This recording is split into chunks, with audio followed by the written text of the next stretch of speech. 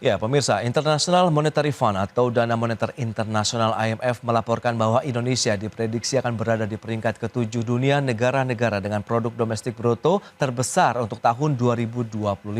IMF menilai purchasing power parity Indonesia menjadi kekuatan ekonomi terbesar kedua di ASEAN dan salah satu motor pertumbuhan ekonomi global.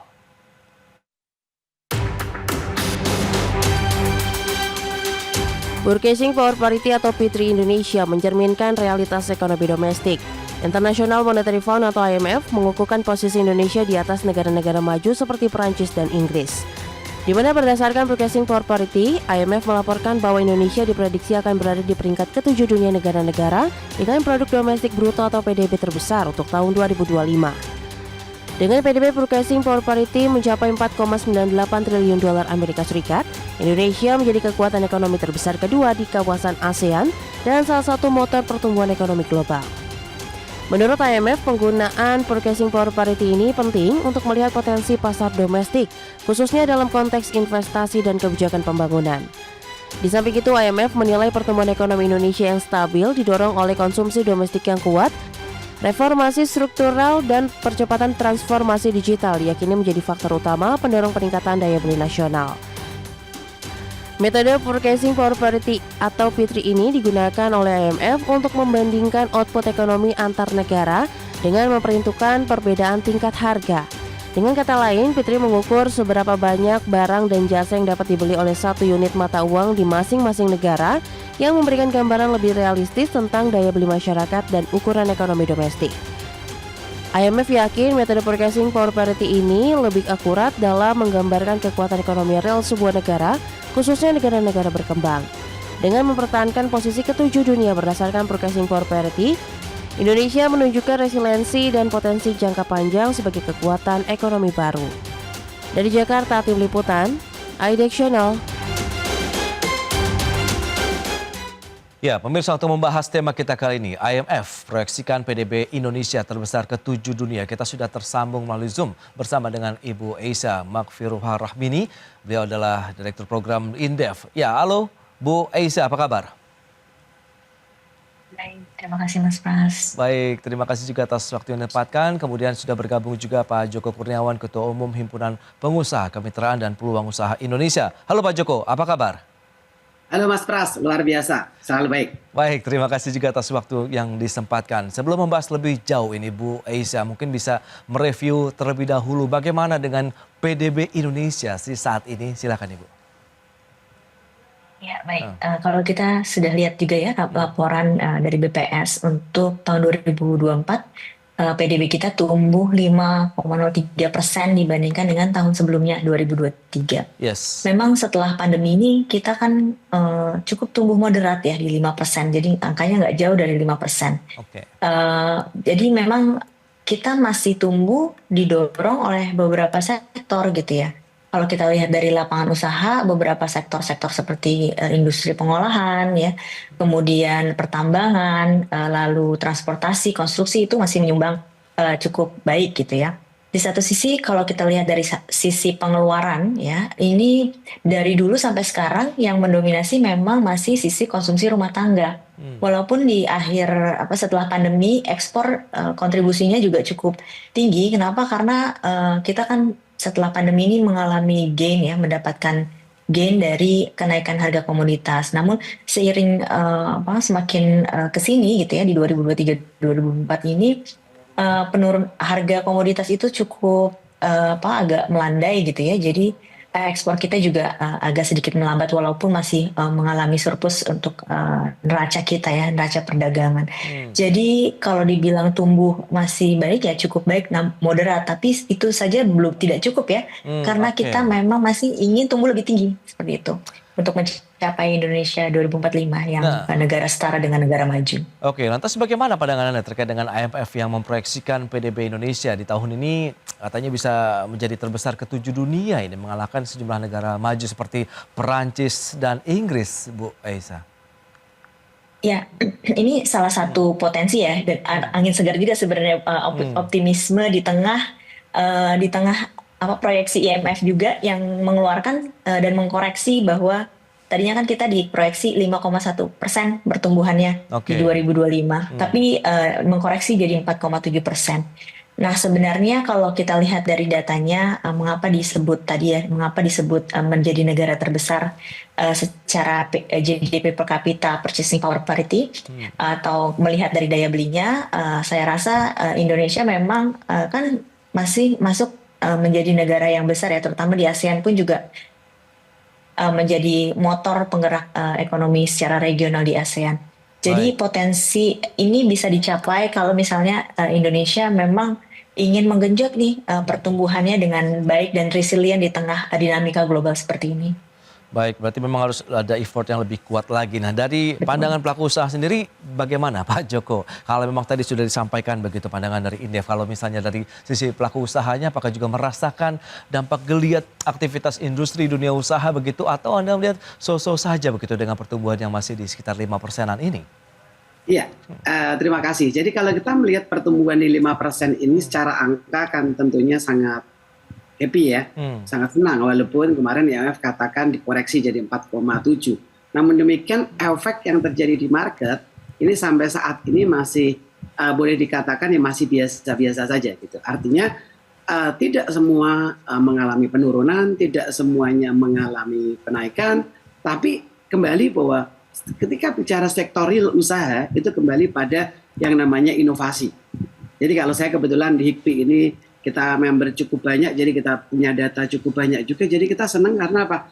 Ya karena ada beberapa yang mengalami kemajuan pesat sekali, ada beberapa yang biasa. Nah, kalau yang mengalami penurunan, biasanya penyebabnya karena mereka kurang melakukan sesuatu. Jadi kalau dari data IMF itu tentunya happy ya, dengan mengatakan bahwa dari PDB kita jadi 8 besar di dunia tentunya happy. Tapi kembali bahwa tidak semata-mata bahwa dengan PDB yang bagus gitu ya, itu otomatis dianggap bahwa mereka lebih mudah cari uang, mereka lebih sejahtera, tidak tentunya ya, karena kan banyak faktor lagi yang harus kita lihat gitu. Jadi kalau apakah ini merata atau tidak juga perlu ya, karena kadang-kadang kalau kita bicara PDB itu kan memang sekian angkanya, tapi masalahnya dari sekian itu 90%-nya dikuasai siapa gitu. Nah berarti kalau tidak merata ya jadi akhirnya yang pelaku usaha juga tidak merasa sejahtera tadi gitu. Oke, yang menarik dicermati PDB Indonesia versi Purchasing Power Parity ini mencapai 4,98 triliun dolar Amerika. Bagi IMF, PPP ini sangat penting untuk melihat potensi pasar domestik. Nah, seperti apa potensinya, kemudian bagaimana dengan daya beli masyarakat yang terjadi saat ini, kita bahas nanti di segmen berikutnya Pak Joko, Bu Eisa. Kita akan jeda dulu sebentar, dan pemirsa pastikan Anda masih bersama kami.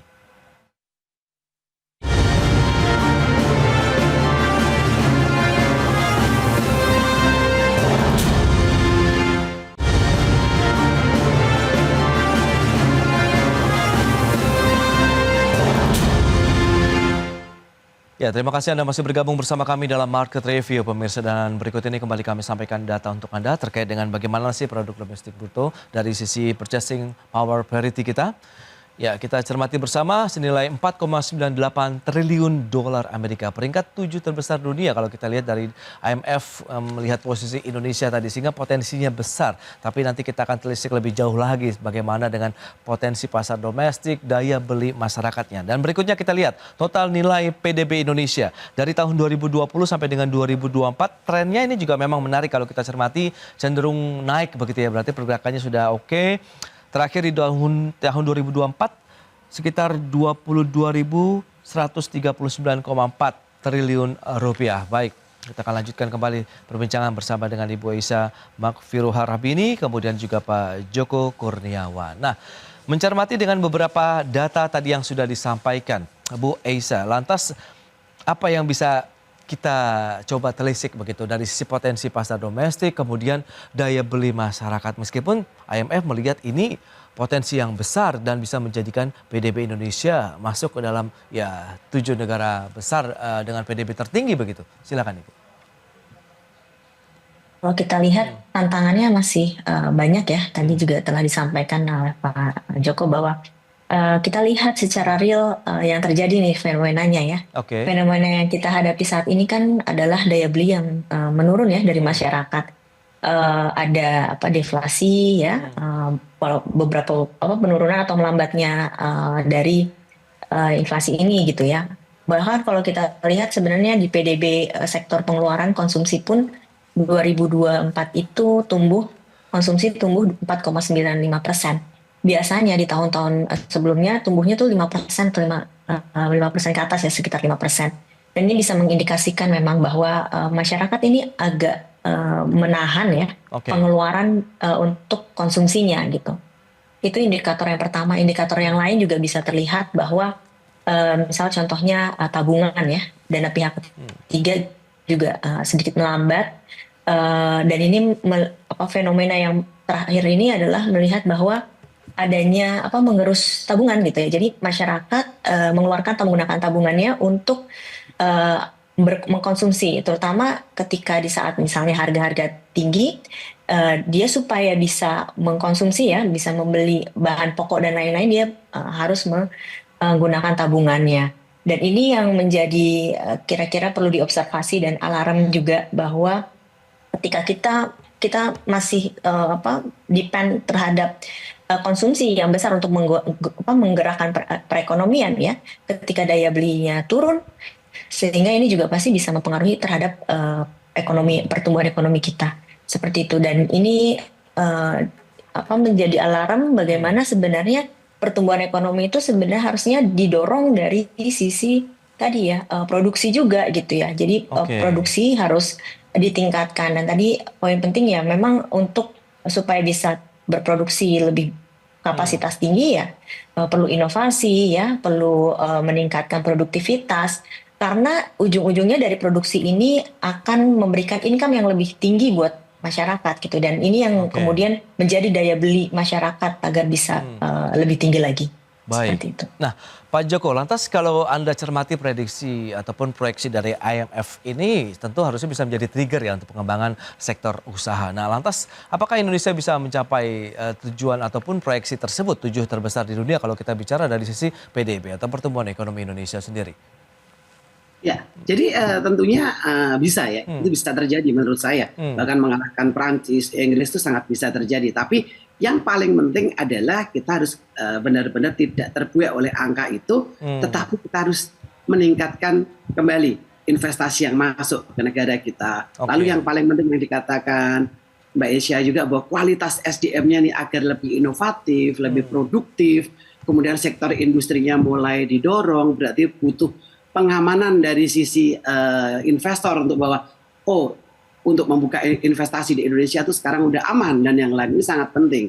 Jadi kembali bahwa ketika kita ingin mencapai benar-benar di nomor 7 ini, nomor 7 besar dunia, bahwa stabilitas ekonomi itu harus benar-benar dijaga ya, inflasinya benar-benar dijaga, nilai tukar rupiah dikontrol, serta kita harus benar-benar dorong ini pertumbuhan ekspor, walaupun ekspor punya banyak problem juga kita lihat. Jadi tapi intinya ini harus dilakukan. Tanpa itu semua hanya lihat angka rasanya happy, rasanya menarik, tetapi kita kualitas SDM-nya begitu-begitu saja, kemudian kita tidak punya daya dorong industri yang lebih, tidak ada kebijakan-kebijakan yang membantu mereka untuk bergerak, tentunya susah ya, karena banyak pilihan-pilihan investasi negara lain yang tentunya juga menarik. Ini penting sekali.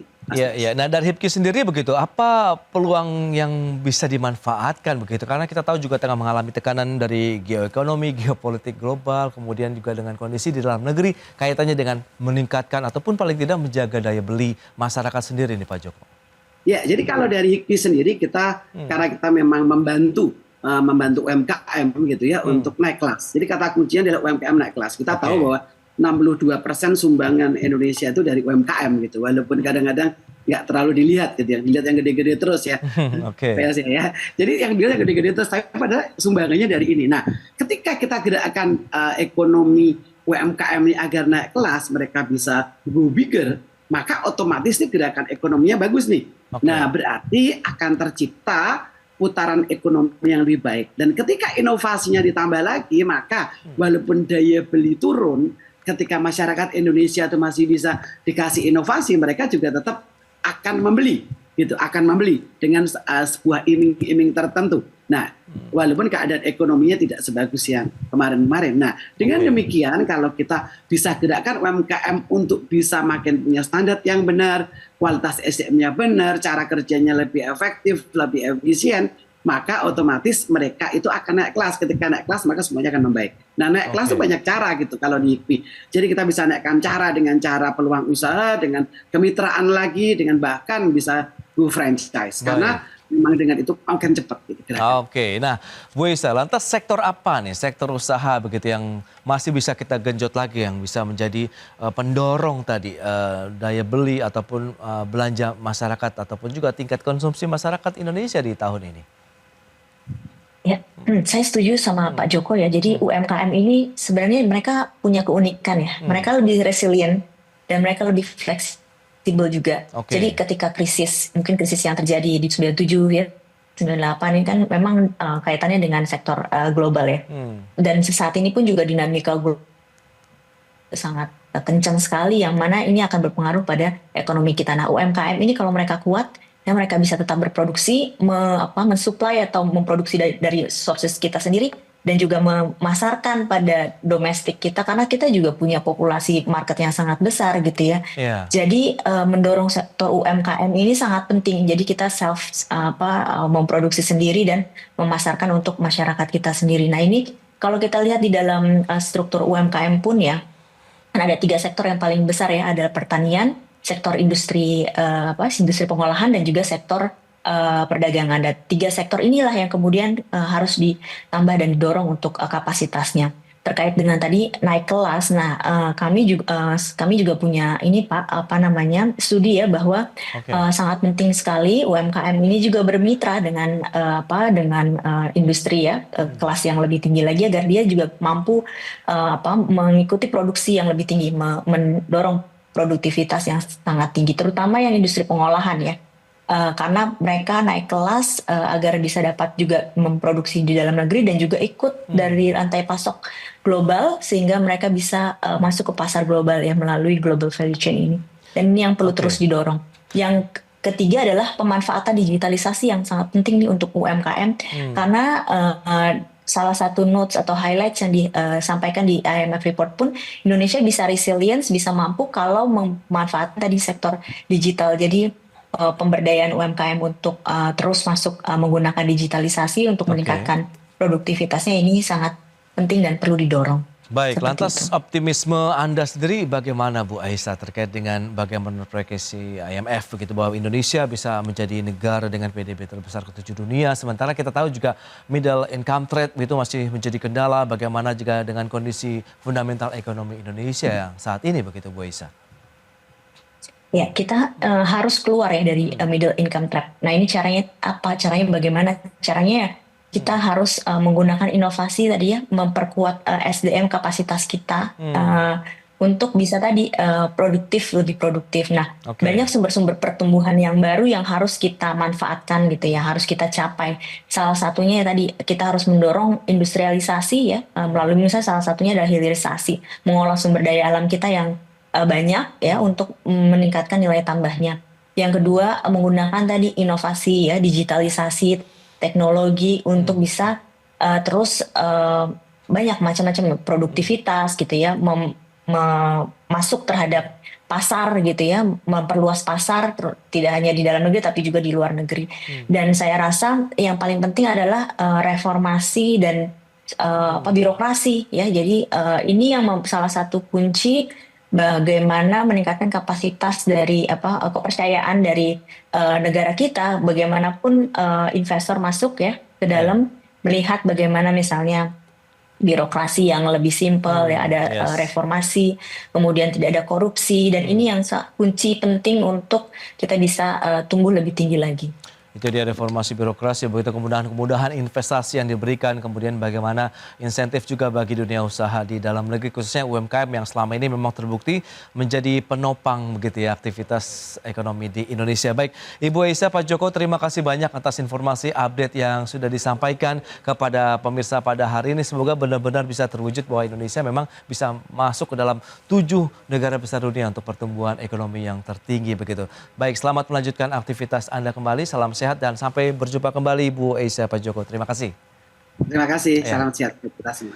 Baik pemirsa, 1 jam sudah saya menemani Anda dalam Market Review dan perlu hari terus informasi Anda hanya di IDX Channel, your trustworthy and comprehensive investment reference. Karena urusan masa depan harus terdepan. Aku investor saham. Saya Prasetyo Wibowo beserta seluruh kerabat kerja yang bertugas pamit undur diri. Terima kasih, sampai jumpa.